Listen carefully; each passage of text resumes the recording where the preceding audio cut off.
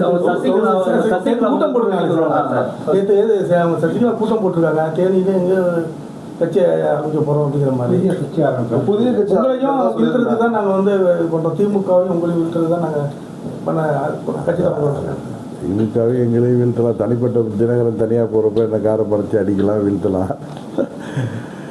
திமுகவுக்கு சாதகமாக செயல்படுபவர்கள் செயல்பாடுகளை மக்கள் தெரிந்து கொள்வார்கள். இன்னும் சொல்லப்போனால் அம்மா அம்மா என்றவர்கள், அம்மா தான் தெய்வம், அம்மாவின் ஆட்சி வேண்டும், அம்மாவின் கட்சியை நாங்கள் ஒன்றுபடுத்துவோம் என்று சொன்னவர்கள் எல்லாம் இன்றைக்கு திமுகவின் ஏஜெண்டுகளாக செயல்பட்டு வருவது வெட்ட வெளிச்சமாகி வருகிறது.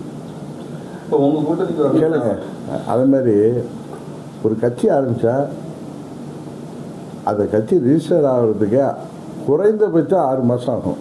தேர்தல் ஆணைய விதிகள் படி ஒரு கட்சி ஆரம்பித்தோன்னா அதை ரெசல்யூஷன் போட்டு அந்த கட்சி 100 பேர் சேர்ந்து ஒரு கட்சி அடிப்படையாக 100 மெம்பர்கள் சேர்ந்து உருவாக்கி அதை தேர்தல் ஆணையத்தை அது 6 மாதங்கள் ஆகும். என்னதான் இவங்க அவசரப்படுத்துகிறாலும் அது 3 மாதங்களுக்குள் முடியவே முடியாது. அதனால் யாராவது கட்சி ஆரம்பிக்கிறேன் என்று உங்களெல்லாம் ஏமாத்துறாங்களா, ஏமாறாதீங்க. இன்னும் சில பேர் நான் இன்றைக்கி தமிழ்நாட்டில் ஏதோ எத்தனையோ நிகழ்ச்சிகளை பார்த்துருக்கோம். கடந்த காலங்களில் எத்தனையோ அரசியல்கள் இருக்குது.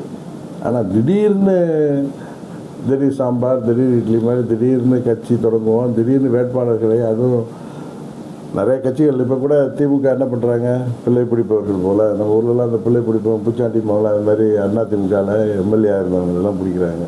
அந்த தனிநபர்கள் அங்கே போய் சேர்வதனாலையும் அவர்கள் அம்மாவின் ஆட்சியை வரவிடாமல் தடுக்க முடியாது. யாரோ ஒரு சிலரை சட்டமன்ற உறுப்பினர்களாக இந்த இரட்டை இலையாளானவர்களை அவர்களை அழைத்து சென்று என்னதான் பணநாயகத்தோடு இருந்தாலும் அந்த தொகுதி மக்கள் என்ன நினைப்பார்கள் தெரியும். அதெல்லாம் பார்த்துருக்கோம். ஆனால் இன்னொரு கட்சியில் இருந்து ஆள்களை பிடித்து வேட்பாளர் நிறுத்துவதற்கு சிலர் முயற்சியிருப்பது இன்னும் விந்தையாக இருக்குது. இந்த 26 தேர்தலில் இந்த கடந்த 3 மாதங்களாக நடக்கின்ற விந்தைகள் எல்லாம் பார்க்கும் பொழுது, அந்த தேர்தல் நடக்கிற விந்தைகள் எல்லாம் பார்க்கும் பொழுது பல பேருடைய உண்மை சொரூபம் வெளிப்பட்டு வருகிறது.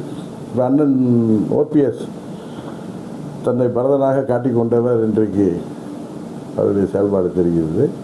அதுபோல் இன்னும் சில பேர்களின் உண்மை சொரூபம் விரைவில் வெளிப்படும்.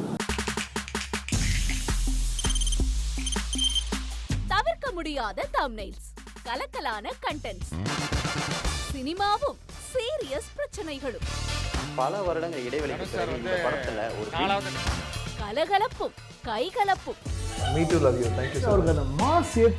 போயிட்டே தான் இருக்காரே தவிர பிரேக்கே இல்லாமல் பிரேக்கிங் நியூஸ் சொல்லும் தந்தி டிவி ஆப். இன்ஸ்டா தலைமுறை வரை இறங்கி அடிக்கும் தந்தி டிவியின் டிஜிட்டல் எக்ஸ்க்ளூசிவ். அது தண்ணிக்குள்ள போகும்போது ஹேங் ஆயிடுச்சு. உங்களுக்கு விஜய் சார் எந்த அளவுக்கு ரொம்ப பிடிக்கும்? Of course, Malayalis are huge Vijay sir fans. 2 பேருமே ரொம்ப பிடிக்கும் எனக்கு. தந்தி டிவி ஆப்பை இலவசமா டவுன்லோட் செய்யுங்க. ஃபாலோ பண்ணுங்க, சப்ஸ்கிரைப் பண்ணுங்க, என்ஜாய் பண்ணுங்க.